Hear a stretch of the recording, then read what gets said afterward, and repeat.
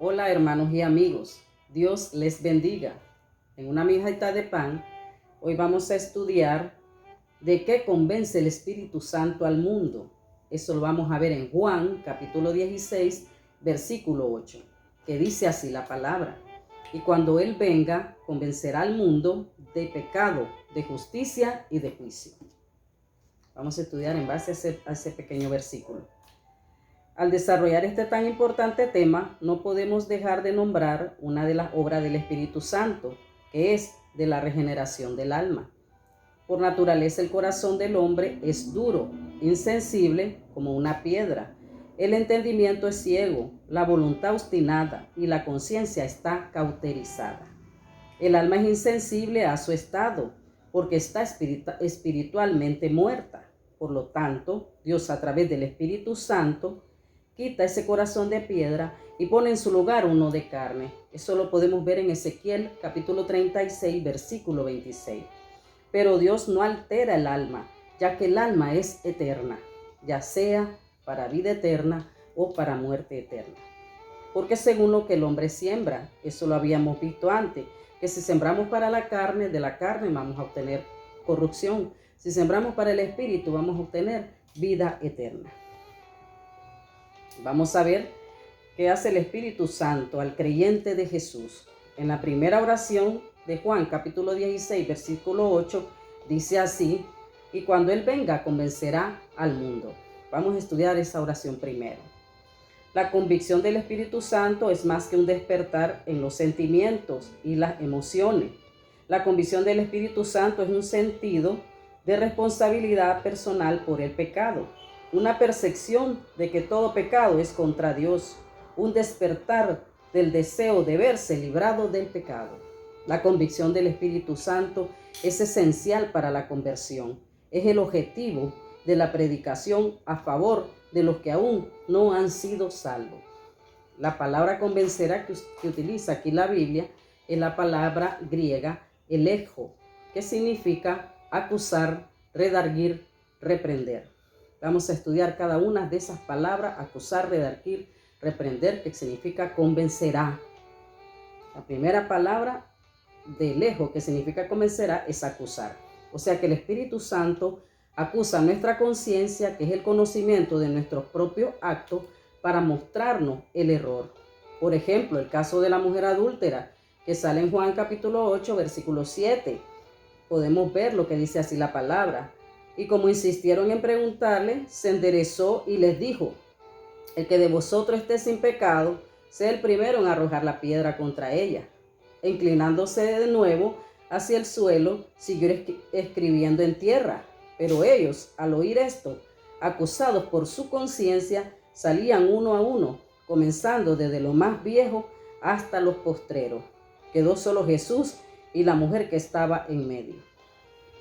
Así es el Espíritu Santo. Convence nuestra conciencia acusándola de que no debe juzgar a los demás, ya que nadie es libre de pecado, como en el caso de la mujer adúltera. Nadie se atrevió a tirar la piedra, porque todos eran pecadores como ella. La segunda palabra de elejo, que es convencer, es redarguir. Aquí el Espíritu Santo nos redarguye, convenciéndonos del error de nuestros propios argumentos.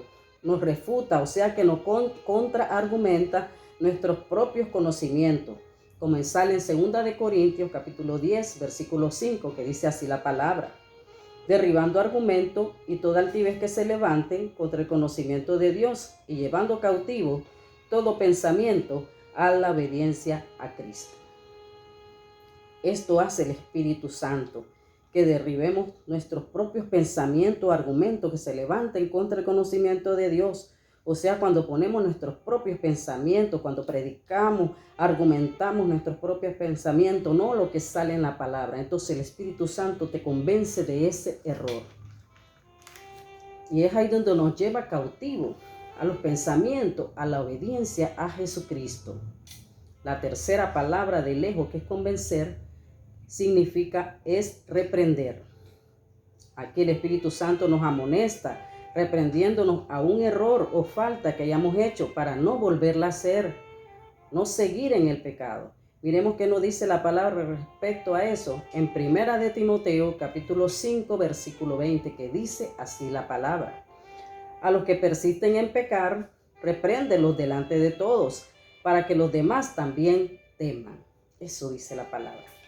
Por ejemplo, cuando en una prédica el Espíritu Santo nos saca el pecado que estamos haciendo, no debemos enojarnos con el predicador creyendo que él sabe nuestra vida, sabiendo que no es así. Es el Espíritu Santo sacando el pecado que estamos practicando. A veces pasa que pasamos predicando en un pecado en donde el Espíritu Santo insiste en ese pecado. A mí me pasó, predicaba del mismo pecado y predicaba siempre lo mismo. Pasé como 2 meses predicando del mismo pecado. Y de repente el Espíritu Santo convenció a la persona que lo estaba haciendo y salió a luz. ¿Y qué hicimos? La reprendimos, aconsejamos con amor, porque es con amor que tenemos que aconsejar a la persona. Y de acuerdo a la palabra de Dios, no es con nuestros propios pensamientos, sino conforme a la palabra. ¿Y qué pasó? Esa persona rechazó la palabra y más bien se fue al mundo a darle gusto a su carne. Entonces el Espíritu Santo nos reprende los pecados para no seguirlo haciendo. Lo hace delante de todos por medio de la palabra, para que todos tengamos temor a Dios. Porque ahí dice, repréndelos delante de todos para que todos teman. Sabemos que la sabiduría, ¿verdad?, es el temor de Jehová. Sale en Proverbios capítulo 1, versículo 7, que dice así: el principio de la sabiduría es el temor de Jehová. Los insensatos desprecian la sabiduría y la enseñanza. Ahí esa persona se volvió insensata, despreciando la sabiduría de Dios, la enseñanza, la predicación de la palabra, en donde el Espíritu Santo le estaba confrontando el pecado. Él la rechazó. Entonces, ¿qué perdió? El temor a Jehová.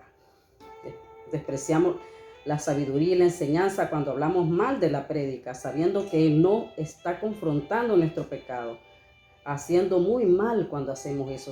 Es muy malo. Debemos de someternos a la palabra. Miremos de qué nos convence el Espíritu Santo. Dice la segunda oración de Juan capítulo 16, versículo 8, de que convence al mundo. Convencerá al mundo de pecado, de justicia y de juicio. Dice el verso: el Espíritu Santo nos convence de pecado. Aquí trata primero del pecado de rechazar a Jesucristo, en donde el Espíritu Santo se encarga de revelarlo al mundo. Como segundo, el Espíritu Santo, al convencer al hombre del pecado, le capacita para obedecer la voluntad de Dios. El Espíritu Santo constriña al creyente, ilumina su entendimiento e inclinando su voluntad, haciendo que se deleite en recibir y obedecer su palabra. Entonces el hombre comienza a sentir una absoluta repugnancia al pecado. Esto sucede cuando conocemos la belleza del amor de Dios, su pureza y santidad, y cuando reconocemos que el pecado no puede morar en Dios. Cuando el Espíritu Santo nos convence de pecado, Él nos da un deseo interior de confesar nuestros pecados a Dios y apartarnos de ese pecado y de buscar cómo pedirle perdón a aquellas personas que le hemos hecho daño. Y es donde nuestra alma es renovada, cambiando toda nuestra vida, anhelando vivir en conformidad a los mandamientos de Dios.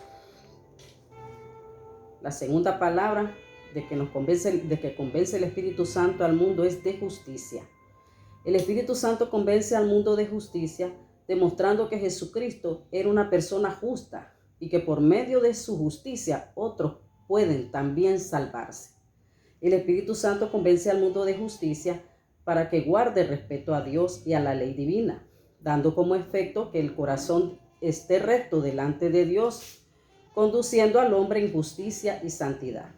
También el Espíritu Santo convence de la fe en Jesucristo, que cuenta como justicia. Al creer en Jesús, que vino, murió y resucitó para salvarnos de nuestros pecados, reconociendo que Jesucristo como la fuente y el autor de la justicia. El Espíritu Santo convence al hombre de justicia de Dios que requiere entrega. A los que Dios les ha entregado su justicia se convierten justos delante de Él. Como nos dice Romanos capítulo 1, versículo 17, que dice así: porque en el Evangelio la justicia de Dios se revela por fe y para fe, como está escrito, mas el justo por la fe vivirá. Cuando habla por fe se refiere a la fe salvadora por medio de nuestro Señor Jesucristo.